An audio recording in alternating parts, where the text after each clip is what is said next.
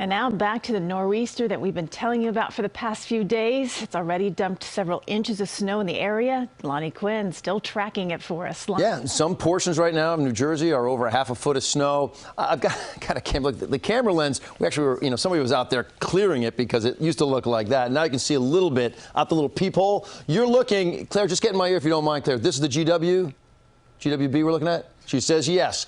Okay. Snow sticking to the pavements. You see the people. You give it time here. You're going to see the cars coming through. Everybody taking it slowly out there. We're going to get more as we go through the nighttime hours. Currently, you have blowing snow. It is 25 degrees. If you look at the lights, you can see the motion that the snow is moving in. It's not just a little trickle down from the sky. I will say this much. Some folks are catching a little bit of a break right now. Here's how the nor'easter stacks up in terms of snow. And look, I've got a pretty detailed snowfall map, but just generally, if somebody said, hey, how much snow do you get out of this? We've been saying just generally half a foot to a foot of snow, maybe more in some spots out there. Wind gust, 30 to 50 mile per hour gusts, especially at the shoreline.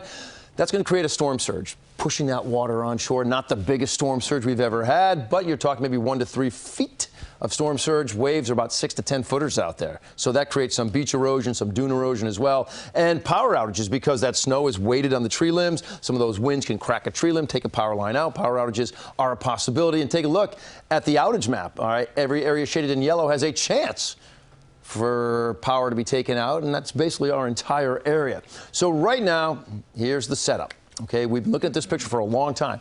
Some things have changed, some things have not changed. The biggest thing that really has not changed is the rain-snow line. Yes, it has moved, okay, but I've been watching this develop since 4 o'clock this afternoon.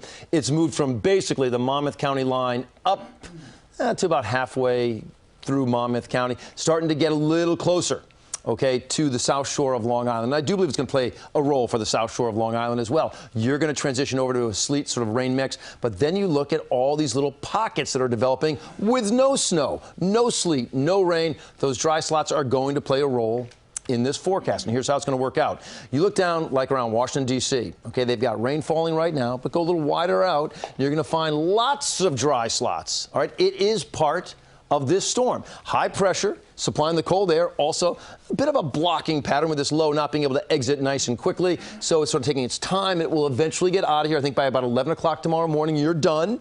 Okay, even the light snowflakes. But again, we're watching some of this dry air get pulled in. And if you were with me earlier, I just said dry air to a snowstorm, like ice cubes in a glass of water, all right? You need that snow falling to keep the air cold around it, right? Because when you take the ice cubes out of your glass of water, the water's going to warm up. So once you get that dry air moving in, well, now all of a sudden, when you start putting moisture back in, it's not snow.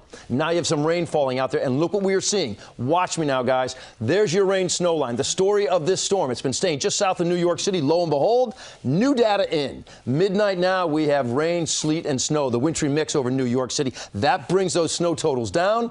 It then sort of moves laterally out of the area, but then the snow totals are less than what we initially had thought, so we are going to stick with a 5 to 10 inch range around New York City.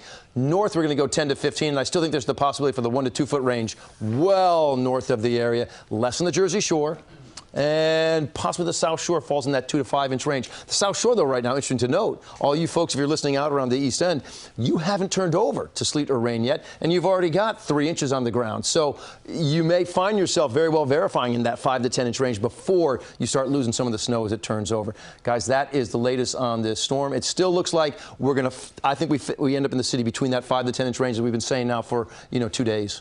Okay, Lonnie, thank you. I figured out what that shot is. What was it? Inside my mind during the pandemic. Oh, is that what it was? Exactly. Totally out of skew. Thank you. You bet, guys.